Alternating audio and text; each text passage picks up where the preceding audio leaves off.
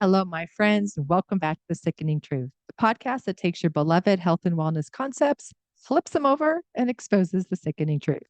I'm your host, Tisha Castillo, and today we're about to take a deep dive into a subject as divisive as pineapple on pizza, the oh so famous DASH diet.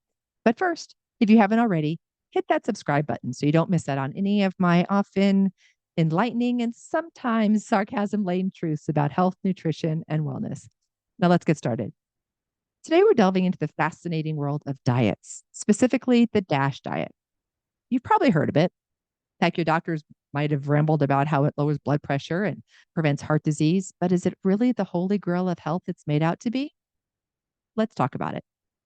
All right, so let's set the scene. You've just been diagnosed with high blood pressure and you're sitting anxiously in your doctor's office. The doctor makes a recommendation, and drum roll, please, out comes the DASH diet. This diet, or the dietary approaches to stop hypertension, as it's more formally known, is like the prom queen of the nutritional world. Its mantra: pile your plate high with fruits, veggies, and whole grains, cut down on the salt, and oh, don't forget fat. That is almost a swear word in this dietary regime.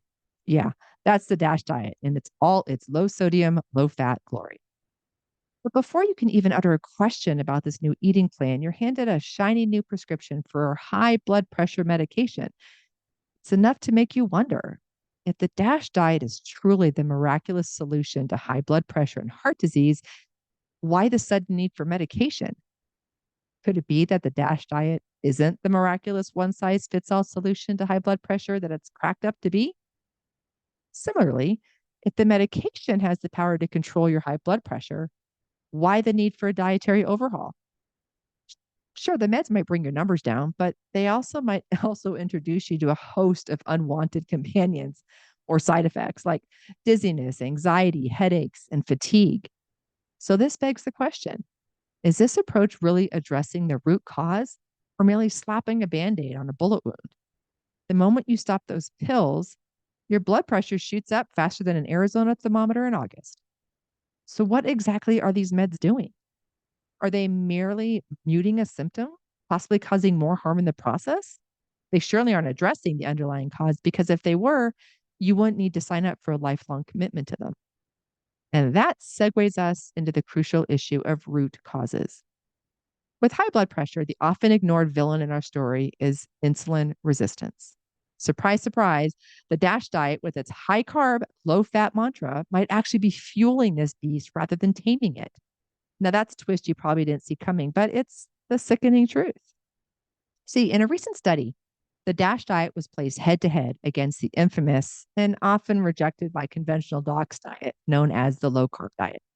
For 4 months, 94 people with hypertension, insulin resistance, and overweight, or what they call triple comorbidity, were signed to either the DASH diet or a low carb diet. Every week, they had online sessions to stay on track. Now, for to stick with the conventional wisdom, we'd expect the DASH dieters to knock it out of the park and the low carb folks to stumble and fall, right? Wrong. The low carb dieters absolutely crushed it. They lost almost twice as much weight, and their blood pressure dropped almost twice as much. Then there's the HbA1c, which is a marker for diabetes. That actually had a bigger drop. That's right. The low carb diet knocked the DASH diet out of the park on all fronts. Why? Because it addressed the elephant in the room: insulin resistance. But our medical world, my friends, clings onto this DASH diet like a lifeline in a storm. Why accept the uncomfortable truth when there's a comforting lie, right? I've said it before and I'll say it again. Repeating a lie over and over never makes it true. It's simply a lie repeated over and over. Unfortunately, when we hear that lie over and over, most people just assume it to be true. In the health and nutrition space, folks, what you're told needs to be questioned. So, where does that leave you? Enlightened, I hope. You see, we need to stop following medical advice blindly, especially when it has to do with nutrition and metabolic health. We need to question our dependence on symptom tackling medication over root cause fixing solutions. It's time we embrace nutrition that focuses on underlying issues like insulin resistance, It's time we explore things like therapeutic carbohydrate restriction and other similar solutions that might not be the talk of the town, but offer better, sustainable health benefits.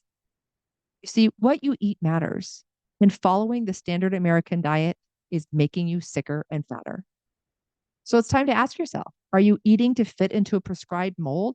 Are you trying to mute your symptoms with prescriptions, doomed to living a life of chronic and progressive diseases? Or are you truly listening to your body's needs and addressing the root causes? So as you sit down for your next meal, think about this. Is what you're eating making you healthier or just making your doctor happier? We need to look at the science. We need to analyze the studies and challenge the status quo. Let's not blindly accept what we're told, but instead, let's dive deeper, ask questions, and then find the answers. Now, as we reach the end of today's episode, I hope you're leaving with more than just a few nuggets of wisdom.